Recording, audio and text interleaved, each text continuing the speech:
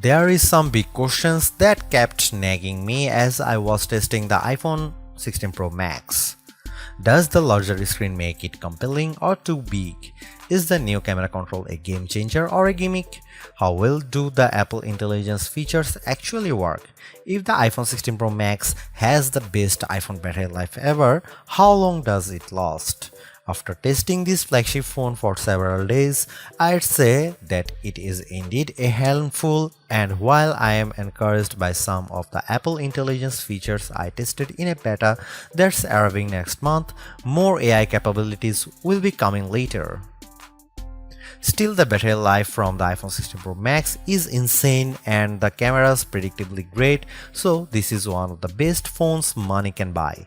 Apple clearly still has some catching up to do with AI, and the design hasn't changed much with the exception of slightly slimmer bezels. But this is the new iPhone I'd buy with my money. I have been a Pro Max user for years, since the iPhone 11 Pro Max, but after testing the new iPhones, I'm actually torn about the iPhone 16 Pro Max. It has the largest display ever of any iPhone at 6.9 inches. Yes, the thinner bezels help keep the device somewhat compact, but it is still taller, wider and heavier than the iPhone 15 Pro Max, which I thought was the near perfect size and weight for a big screen phone. I have gone from feeling like I cheated the system to feeling slightly cheated. This might be an unpopular opinion, but I think the new Pro Max is a little too big, at least for my hands. It's more of a stretch now to do simple things like scrolling through web pages or TikTok, and once you put a case on your iPhone 16 Pro Max, it's like a mini tank. The good news is that the Pro Max is built to be more durable. In addition to having a titanium band, Apple claims that the improved ceramic shield display on this model is 50% tougher than the last generation. We can't drop these units, but on paper it's encouraging.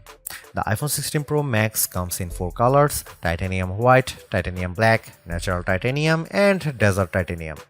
Our iPhone 16 Pro came in the natural, which looks fairly modern, but I prefer the desert color as it pops more.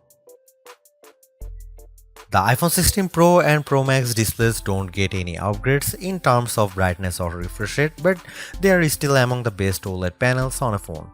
The only main difference is that the screens can scale down to a minimum of 1 nits, which means you can use your phone in bed without disturbing anyone else and get an even dimmer alarm clock. Otherwise, the new iPhone 16 Pro Max screen is largely the same, allowing the Pixel 9 Pro to surge ahead in terms of brightness. We measured a max of about 1500 nits for the iPhone 16 Pro Max, while the Pixel 9 Pro XL hit more than 2300 nits. Outside in direct sunlight, the iPhone 16 Pro and Pro Max were both dimmer than the Pixel 9 Pro XL, though Google's phone dimmed faster over time in response to the heat. Other than the display size, the biggest design change to the iPhone Pro Max is the addition of the camera control button. This recessed capacitive button on the right side uses haptic to give you feedback, and it launches you straight into the camera. No more having to fumble for the on-screen camera shortcut, and you can now use the action button for another shortcut. This thing is pretty easy to use in both portrait and landscape mode. So what can you do with camera control? A lot, actually. A quick press snaps a photo and a long press starts recording a video, but I'm not a fan of the fact that the video stops when you take your finger off the button. You can also slide your finger across the button to zoom in and out, which is pretty smooth.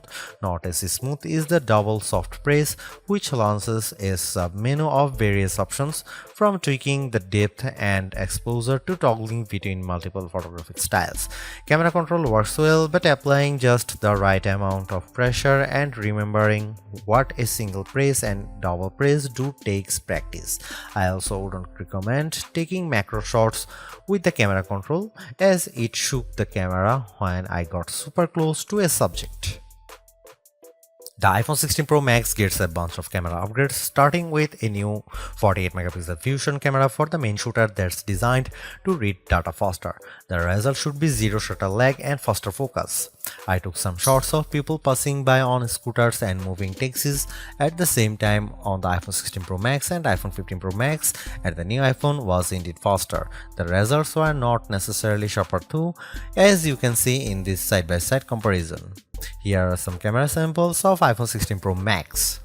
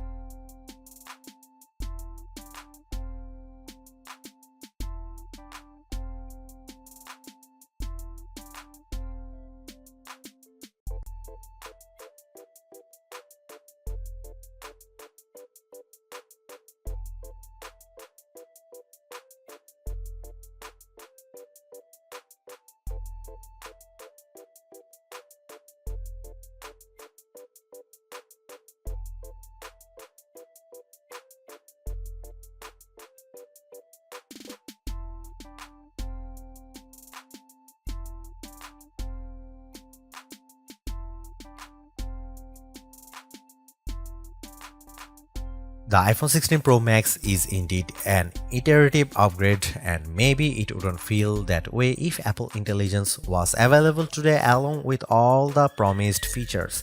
Instead, it's going to trickle out over time, so I would not to be in a rush to upgrade.